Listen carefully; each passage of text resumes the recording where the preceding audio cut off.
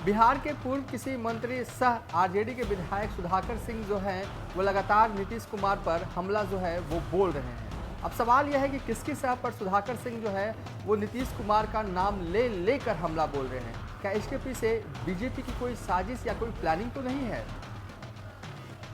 पूर्व कृषि मंत्री सुधाकर सिंह आर पार के मूड में आ चुके हैं। नीतीश कुमार की कृषि नीतियों के विरोध में उनका यह रुख कोई नया भी नहीं है। सच तो यह है कि कृषि मंत्री सुधाकर सिंह अपने क्षेत्र में किसानों की ही राजनीति पर अपनी पैठ बनाए हुए हैं और यह राजनीति उन्हें विरासत में मिली है और इसी राजनीति का आधार ही था एनडीए के शासनकाल में बनी कृषि नीति यानी मुख्यमंत्री नीतीश कुमार का ड्रीम प्रोजेक्ट कृषि रोड मैप। सत्ता के बदलते समीकरण में अचानक से जेडीयू और आरजेडी का एक साथ महागठबंधन की छतरी तले आ जाना ही उनके लिए अपने क्षेत्र की राजनीति के विरुद्ध खड़ा होने जैसा था।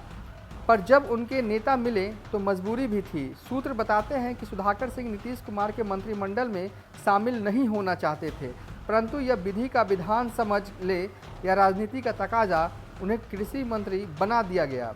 ऐसे में उनका राजनीति का मूल स्तर हावी हो जाना क्षेत्र की राजनीति के साथ खड़ा होने जैसा ही था। सुधाकर सिंह की राजनीति यह इजाज़त नहीं देती कि जिन कृषि नीतियों का वह विरोध कर चुके हैं फिर उसी नीतियों के पक्ष में खड़े होकर वह किसानों के बीच में जाएं। एनडीए के शासन में कृषि रोड मैप नीतीश कुमार को देश की राजनीति में नया फ्लेवर दे गया।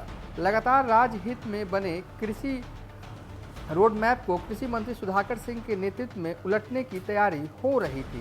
कृषि विभाग चौथे रोड मैप में पूर्व की कई नीतियों को अस्वीकार करते हुए नई नीतियां बनाने के साथ खड़ा होने जा रहा था। इसमें नीतीश कुमार के उन्नत बीज की नीतियां, बाजार समिति की पुनर्स्थापना, इथेनॉल नीतियों की स्वीकार्यता आदि शामिल थे। ऐसे में सुधाकर सिंह को स्वीकारने का कोई कारण नहीं बनता था। सो सुधाकर सिंह की यही परिणति होनी थी।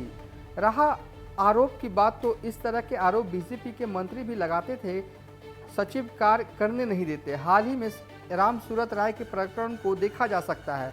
ट्रांसफर को लेकर मंत्री और सचिव आमने सामने हो गए।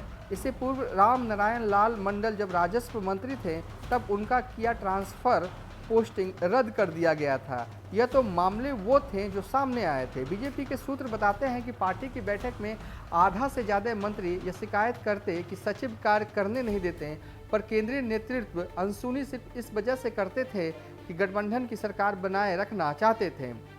यहाँ तक कि जेडीयू के मंत्री मदन सहनी ने भी सचिव पर आरोप लगाया था। सुधाकर सिंह के इस टकराव भरे अंदाज के दो मायने हो सकते हैं। पहला यह कि आरजेडी की राजनीति में लगातार नीतीश कुमार पर दबाव बनाए रखना का हो। तर्क यह कि हमला जितना तेज होगा नीतीश कुमार उतनी तेजी से ही तेजस्वी को सीएम बनाने पर सोचेंगे। कल ही आरजेडी के सचेतक ने यह कहकर बवाल खड़ा कर दिया कि तेजस्वी यादव की ताजपोशी की तैयारी जो है वो पूरी हो चुकी है, बस शुभ मुहूर्त का इंतजार हो रहा है। दूसरा यह कि सुधाकर सिंह टकराहट भरे इस अंदाज का रास्ता बीजेपी की ओर जाता है। अभी विधायक बने रहने का जितना भी समय है वे अपने क्षेत्र में रहकर नीतीश विरोध का परचम लहराएं ताकि 2025 के चुनाव में उन्हें बेहतर समर्थन मिल सके।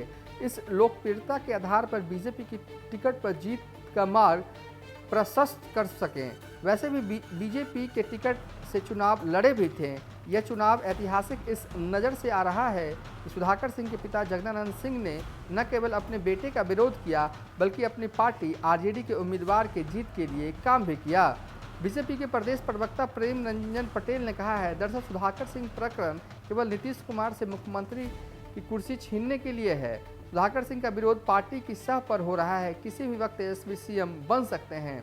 तो कुल मिलाकर कहें कि सुधाकर सिंह जो है वो लगातार सीएम नीतीश कुमार पर हमला बोल रहे हैं और अंदर खाने से खबर ये कि हो सकता है कि आरजेडी की भी इसमें मौन सहमति हो। फिलहाल अभी तक के लिए इतना ही। आप देखते रहिए न्यूज़ फॉर नेशन।